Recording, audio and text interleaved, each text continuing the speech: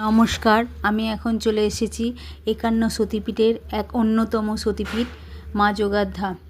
এই মা যোগাদ্ধা ছিল পাতাল ভৈরবী নামে পূজিত ছিলেন। মহিরাবণ যেখানে রাম লক্ষ্মণকে বলি করার জন্য নিয়ে গেছিল, হনুমানজি যখন রাম লক্ষ্মণকে দুই কাঁধে করে নিয়ে আসে, তখন এই পাতাল ভৈরবীকেও মাথায় করে নিয়ে এসে বর্ধমানের ক্ষীরগ্রামে এক জলাশয়ের মধ্যে লুকিয়ে রাখেন।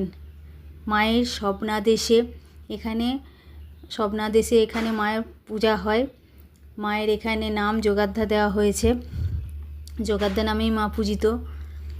এখানে জলের তলায় যে মন্দিরটা আছে, মা সারা বছর এই জলের তলায় থাকে। বছরে একটা দিন মা বার হয় বৈশাখ মাসে ৩১শে বৈশাখ মাসের লাস্ট দিনে মা জলের তলা থেকে বার হয়। আবার পূজার শেষে মাকে জলে দিয়ে আসা হয়। ১ মাস ব্যাপী এখানে মেলা হয়।